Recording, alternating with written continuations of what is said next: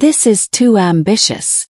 The words came out of VP Martinez's mouth like poison, dripping with smugness as he barely glanced at my presentation.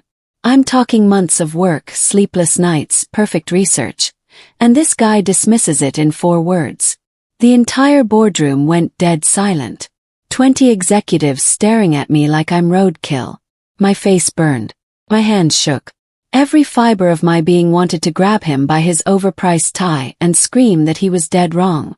Instead, I watched him lean back in his chair with that smug grin, savoring my humiliation like fine wine. Perhaps you should focus on more realistic goals, he continued, his voice oozing condescension. A few nervous laughs rippled around the table. My so-called colleagues sat there like cowards, watching my career get destroyed in broad daylight. I gathered my papers with trembling hands. Of course, I whispered, hating how small my voice sounded. Walking back to my seat felt like a funeral march. But as I sat down, something dangerous sparked in my chest. This jerk thought he'd crushed me.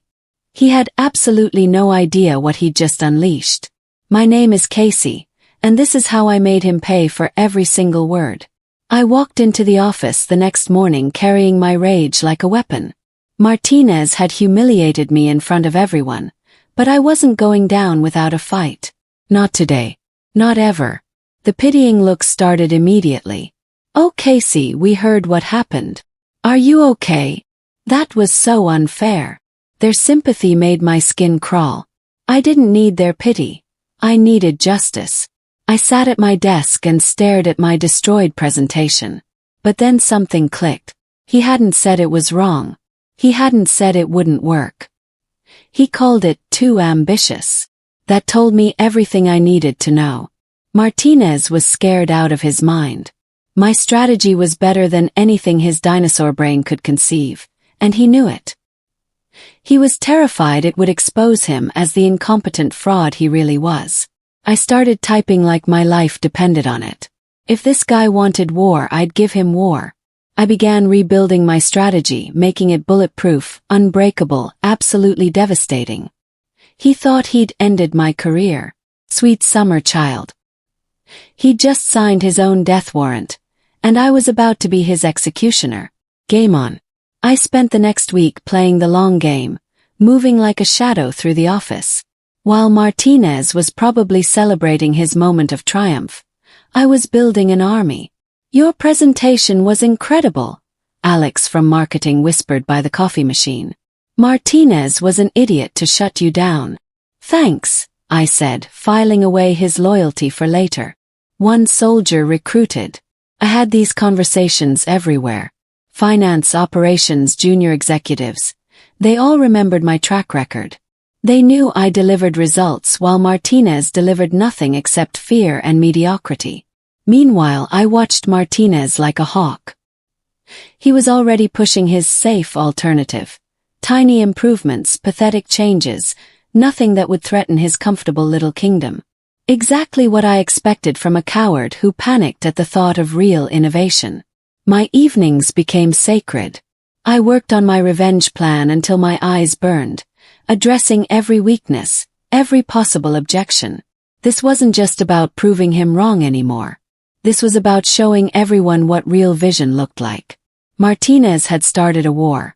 Now I was going to finish it, and there wouldn't be enough left of him to remember. Then the universe gave me the most beautiful gift. Our biggest competitor announced a massive global expansion, and our company lost its collective mind. Suddenly, everyone was running around screaming about international markets and bold action. We're done for if we don't respond. Voices echoed in hallways. They're going to destroy us globally.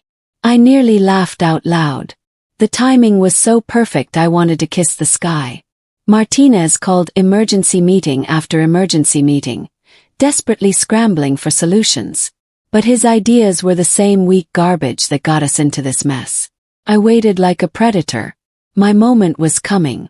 Janet from International Division looked ready to cry during lunch. This competitor thing is a nightmare, she said. We needed a global strategy months ago. Funny you should mention that, I said casually. I might have something that could help. Her eyes lit up like Christmas morning. Really? What kind of something?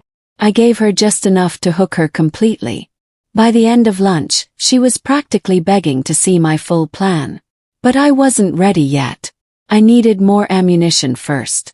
The foundation was solid. Soon Martinez would realize he'd messed with the wrong person.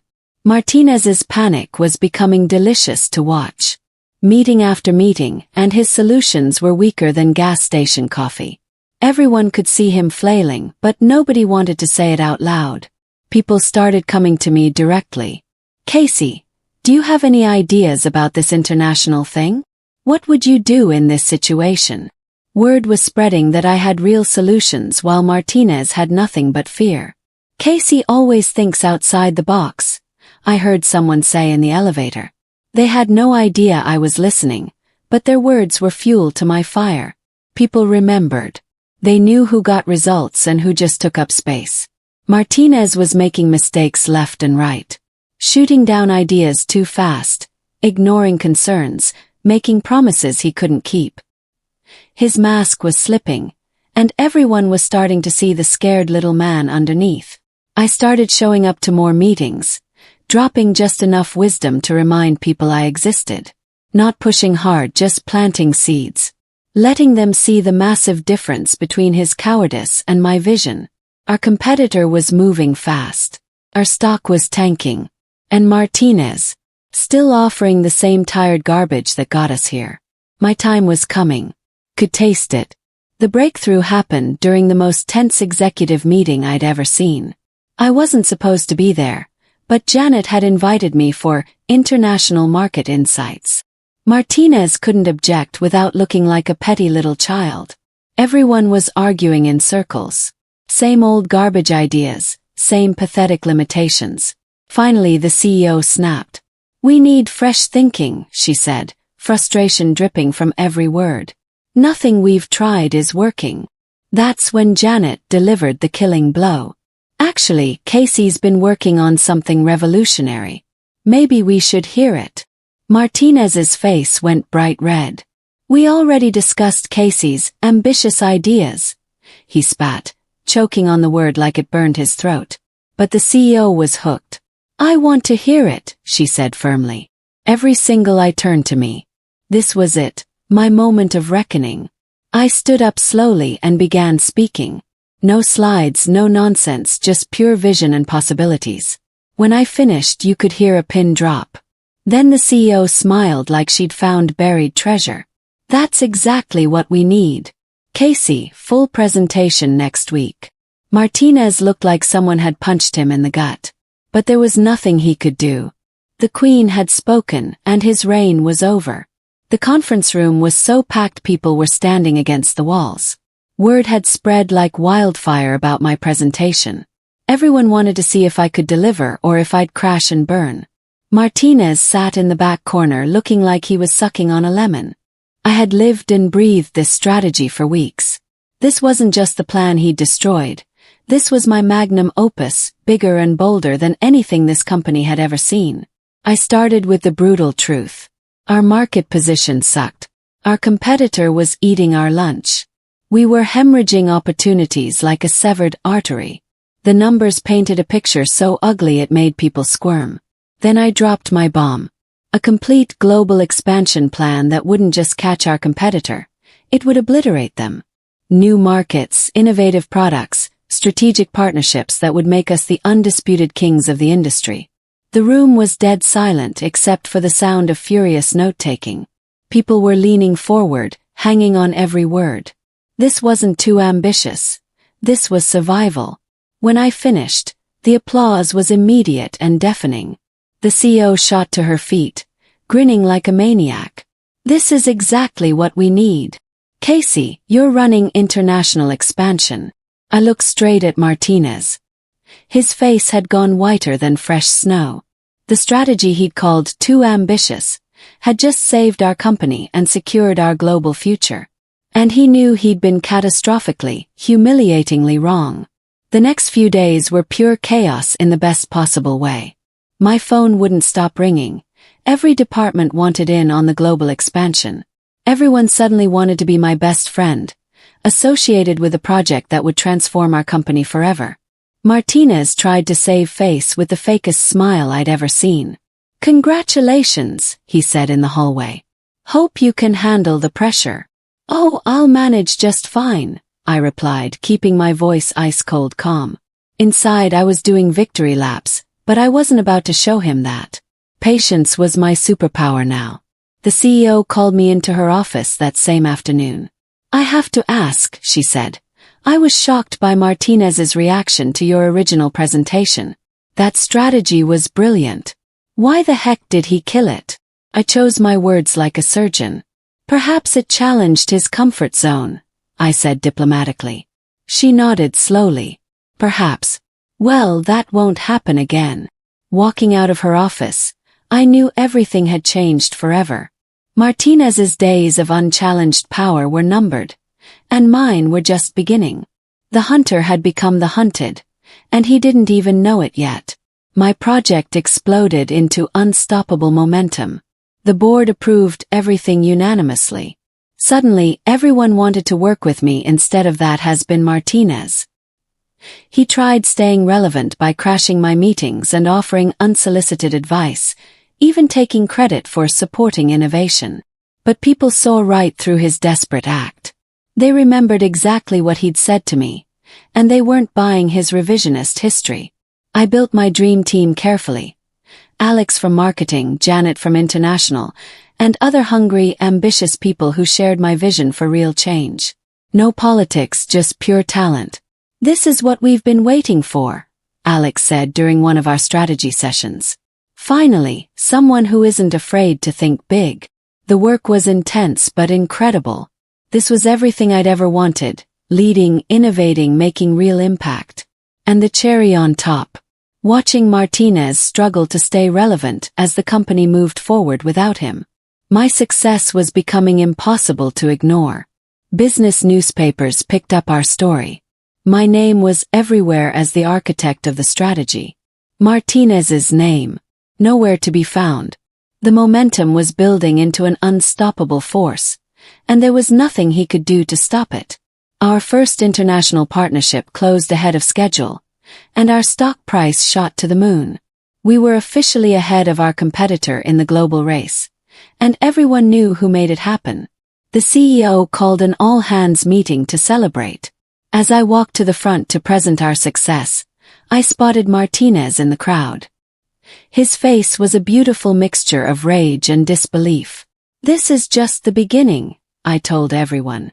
"We're not just competing internationally, we're going to dominate internationally." The applause was thunderous. People were genuinely excited about our future for the first time in years. Afterward, I was swarmed with congratulations and questions about what came next. Martinez approached as the crowd thinned. "Don't get comfortable," he said quietly. "Success like this is hard to sustain." "You're absolutely right," I said with a smile that didn't reach my eyes. "That's why I'm already working on phase 2. His eyes went wide. Phase 2. He had no clue that this was just the opening act of a much bigger show. While he was focused on undermining my current success, I was already building the next level of his downfall. I walked away, leaving him standing there like a deer in headlights. Let him wonder. Let him panic. He'd earned every sleepless night that was coming. 3 months later, the results were mind-blowing. 5 new countries, 3 new product lines, 40% increase in international revenue. We weren't just successful, we were legendary. Business magazines called it the most successful corporate expansion in recent history. My face was on the cover of Strategic Business Review. The headline read, "The Visionary Who Transformed Global Strategy."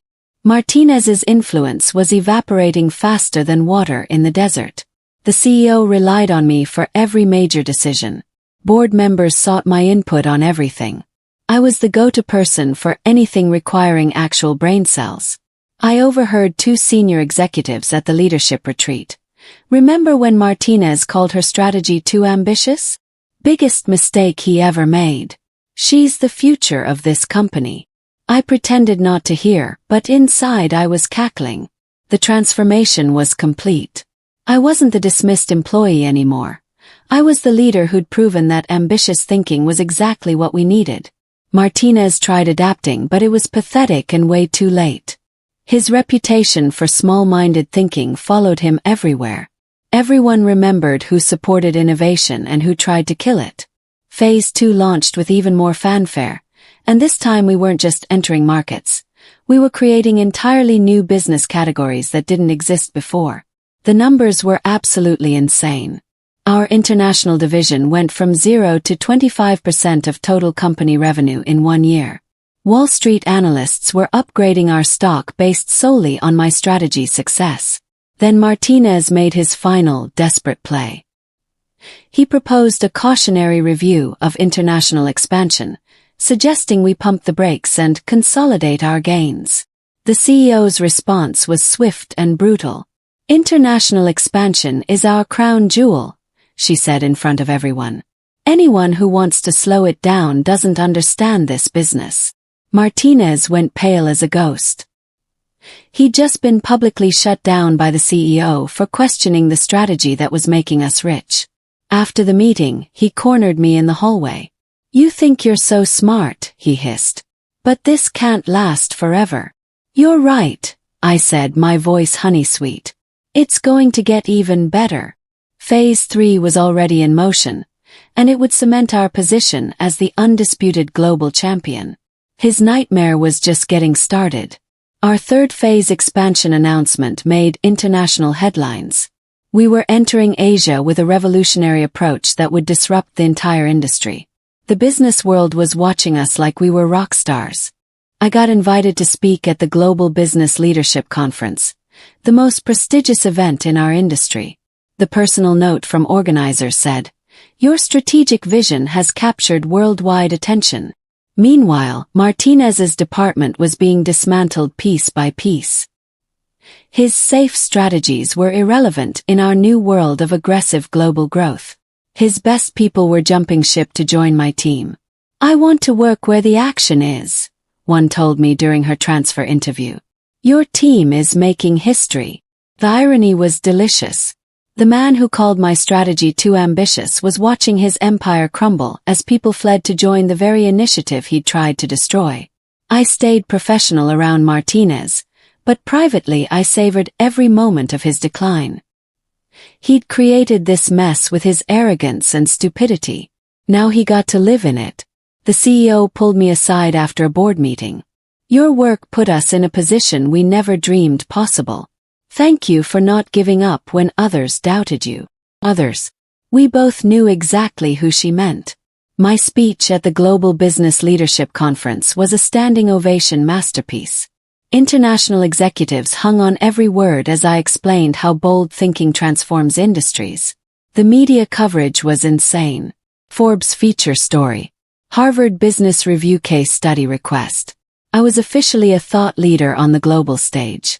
Back home, the contrast between my rising star and Martinez's fading relevance was getting more brutal every day. Board members who used to respect him were now questioning his most basic decisions. During a quarterly review, Martinez suggested scaling back Asian operations for quality control. The CEO's response was immediate and savage. "Quality control. Asia is our fastest-growing division. Why would we scale that back?" Martinez stammered through some weak explanation about being prudent. It was painful to watch this once powerful man reduced to justifying his existence. I stayed quiet during his humiliation, but everyone got the message. The person who'd called my strategy too ambitious was now arguing for the exact small thinking that almost destroyed us. The subtext was clear. Martinez was a relic of a failed past, and everyone knew it. Market 5 opened early. 12 countries total. Our former competitor was now desperately trying to keep up with our pace instead of setting it. Industry analysts called us the model for 21st century business expansion. Companies around the world were studying and copying the strategy Martinez had dismissed as impossible. Then came my promotion to Senior Vice President of Global Operations. Same level as Martinez. The announcement got enthusiastic applause throughout the company. Martinez's reaction was predictable. He requested a private meeting with the CEO about concerns regarding rapid promotion and organizational stability. That meeting lasted 15 minutes. Office gossip said the CEO cut him off mid-sentence and told him to worry about his own performance instead of questioning hers. That afternoon, Martinez walked past me without eye contact. His shoulders were slumped, his confident stride replaced by the shuffle of a broken man. I felt a flicker of sympathy, but it died quickly. He'd chosen pride over wisdom, arrogance over humility. Now he was learning what happened to people who stood in the way of progress. The consortium announcement shocked everyone, including me. Our company would lead a major international business coordination across 3 continents. We were now at the center of global commerce in our industry. The selection committee specifically cited our revolutionary international expansion approach and the visionary strategy that transformed a regional company into a global powerhouse. Martinez wasn't invited to the ceremony. His exclusion was a clear message. Leadership no longer considered him relevant to major strategic initiatives. I stood on stage with the CEO and other executives as we signed the agreement. Camera flashes captured the moment that cemented our industry leadership. At the reception, international business leaders approached me about potential collaborations. I wasn't just an employee with good ideas anymore. I was a recognized expert whose opinions shaped entire industries. Your framework is being taught in business schools, a university dean told me. Students study your expansion model as the new international growth standard. Across the room, Martinez stood alone, ignored by the same people who would have crowded around him 2 years ago. The transformation was complete and beautiful. Our quarterly earnings shattered every record in company history. 3 months of international profits exceeded entire previous years. Stock price hit an all-time high. Financial networks made us their lead story. I did 3 interviews explaining how ambitious thinking drove our success. The key, I told one interviewer, was refusing to accept artificial limitations. Sometimes what looks too ambitious is exactly what's needed. Anyone who knew our internal history understood that reference perfectly. The strategy Martinez called too ambitious had become the industry gold standard. During our company-wide celebration, the CEO made a special announcement. This success wasn't an accident, she told assembled employees. It happened because we had courage to pursue bold strategies, even when some people thought they were too ambitious. Her eyes found Martinez in the crowd. His face was stone, but everyone understood the message. The person who'd opposed our most successful initiative was being publicly reminded of his spectacular failure of judgment. I accepted the applause graciously, but my real satisfaction came from watching Martinez finally understand the true cost of his arrogance. The board of directors' invitation arrived on Tuesday morning. I read it twice before reality hit. At 32, I'd be the youngest board member in company history. The announcement at the leadership meeting got genuine, enthusiastic applause. People were excited to see innovative thinking represented at the highest governance level. Martinez sat frozen during the announcement. His mouth opened like he wanted to speak, but nothing came out. The man who'd dismissed me as too ambitious was watching me reach a position of power he'd never achieve. Colleagues congratulated me afterward. This is perfect. Innovation needs representation at the top level. You've earned this. Your vision changed everything. The CEO walked me to my new corner office. This isn't just about rewarding past success, she said. It's about ensuring future success. We need your thinking at the top. Sitting behind my executive desk, I thought about the journey that brought me here. Martinez's rejection had been the catalyst for everything that followed. His biggest mistake had become my greatest opportunity. My first board meeting was everything I'd hoped. Other directors welcomed my perspective enthusiastically. They asked detailed questions about expansion opportunities and listened carefully to my recommendations. Martinez wasn't invited to board meetings, but news of my appointment spread quickly. His remaining supporters were questioning their loyalty to someone who'd so catastrophically misjudged our strategic direction. I used my new position to accelerate initiatives that would further cement our global leadership. Each success reinforced ambitious thinking's wisdom and conservative limitations' danger. During a break, the board chairman approached me. "Your appointment represents a new era," he said. "We're lucky to have someone with your vision guiding our future." The validation felt great, but what satisfied me most was knowing Martinez was learning about my promotion through office gossip rather than official channels. He'd become irrelevant to the strategic discussions that shaped our company. That evening, working late in my new office, I could see Martinez's office across the courtyard. His lights were still on, but I knew he was no longer working on anything that mattered. Industry recognition kept pouring in. 40 under 40, influential business leaders list. Business Week cover story about our innovation. Harvard Business School speaking invitation. Each accolade marked another step from dismissed employee to industry leader. More importantly, each recognition highlighted the short-sightedness of anyone who'd opposed bold thinking. Martinez's department faced another restructuring with major downsizing. His remaining responsibilities got absorbed by other divisions reporting to executives who'd embraced international expansion. "It's sad," someone said in the elevator. "He used to be so important. Now nobody asks his opinion about anything." I didn't join the gossip, but filed away the observation. The transformation was complete. The man who'd publicly humiliated me was now a forgotten figure in his own company. At the leadership retreat, I presented our 5-year plan extending global reach even further. The board approved unanimously, praising the proposal's visionary scope. Afterward, the CEO smiled. "Remember when someone called your ideas too ambitious? I wonder what they think now." We both knew exactly what he thought, and it was eating him alive. The acquisition announcement shocked the business world. We were buying our former competitor, the same one whose expansion had panicked our leadership 2 years earlier. $2.8 billion deal. One of the largest in industry history. Analysts credited our aggressive international strategy for positioning us as the only player capable of such a transformation. I was appointed to lead integration, effectively combining 2 major corporations into a single global powerhouse. The responsibility would have been unimaginable when Martinez was dismissing my strategies as too ambitious. The irony was perfect poetry. The competitor that had frightened our leadership into considering bold action was being absorbed by the very company Martinez had tried to limit with his cowardice.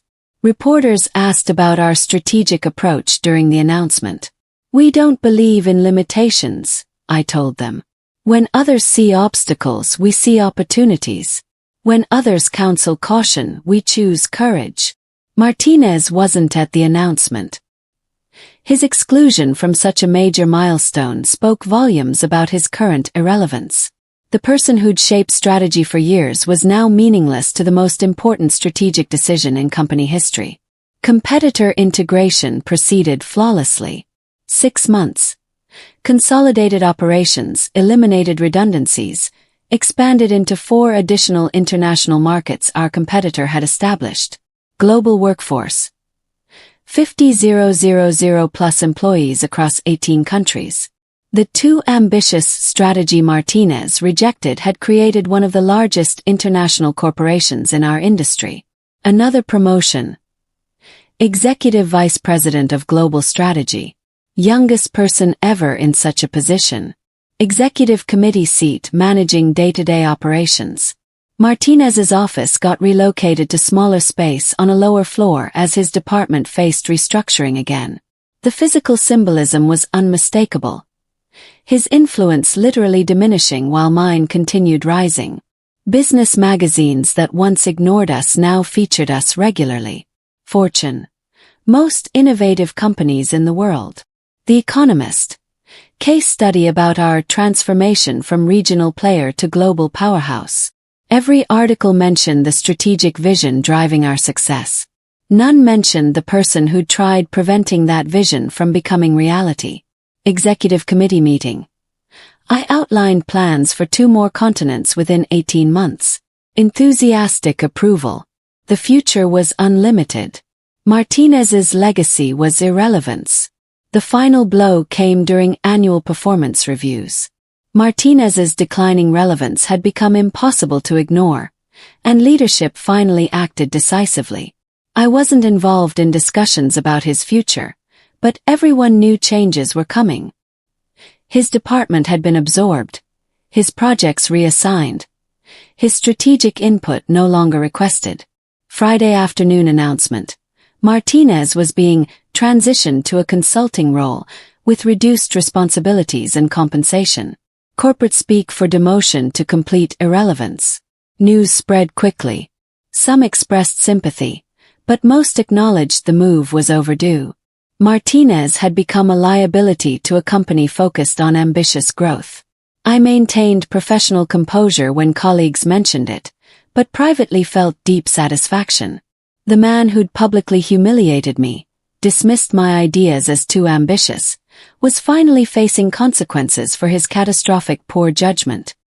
His replacement was announced simultaneously. Alex from marketing, one of my early supporters who'd embraced innovative thinking from the beginning. Perfect symbolism. New leadership represented the bold approach Martinez had rejected. That evening, working late in my executive office, I reviewed plans for our next international expansion. Through my window, Martinez's old office sat dark and empty, a monument to his failure. Martinez's final day passed without fanfare. No farewell party, no speeches about contributions, no acknowledgement of his years. He simply cleared his office and left, carrying a small box of personal items. I watched from my window as he loaded the box into his car and drove away. Anticlimactic end to what had once been a powerful position. The man who'd tried limiting our potential was now just another former employee, forgotten before leaving the parking lot. The executive committee meeting that afternoon focused on South American expansion, our latest market preparation. My strategy had evolved beyond original scope, but the core principle remained. Ambitious thinking drives exceptional results. This company transformed beyond recognition in 2 years, the CEO observed. We went from regional player to global powerhouse because we had courage to think big. Her words reminded me of my original presentation, the one Martinez had dismissed so casually. That strategy hadn't just succeeded. It had exceeded every projection and assumption. Standing in my office looking at the cityscape below, our success had put us at global commerce's center. We were no longer following industry trends. We were creating them. Martinez thought he was crushing my ambitions when he rejected my strategy. Instead, he'd unleashed something far beyond his imagination. 6 months after Martinez's departure, I received news completing the transformation. Promotion to Chief Strategy Officer, youngest executive officer in company history, directly in line for CEO when current leadership retired. The announcement generated massive media attention. Business publications called it the culmination of the most remarkable rise in modern corporate history. They traced my journey from dismissed strategist to top executive, highlighting how bold thinking drove unprecedented success.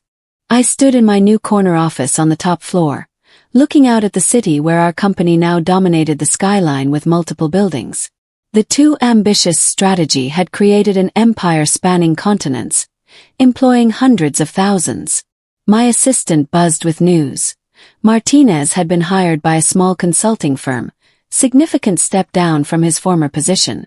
He was trying to rebuild his career helping other companies develop international strategies. The irony was absolutely perfect. The man who'd rejected ambitious thinking was now trying to profit from the very approach he'd once dismissed as impossible. That evening, at a business school reception where students studied our expansion model, a young woman approached with a question that made me smile. What advice would you give someone whose ideas are called too ambitious? I thought about my journey, the humiliation that became the foundation for everything following. Never let anyone convince you your vision is too big, I told her. Sometimes the most ambitious ideas are exactly what the world needs. And sometimes people who call you too ambitious are simply revealing their own limitations. Leaving the reception, I reflected on how Martinez's rejection shaped everything after. He thought he was ending my career, but actually launched it into the stratosphere. His failure of vision became my greatest opportunity. The strategy he called too ambitious had secured our spot on the global stage. And I was just getting started.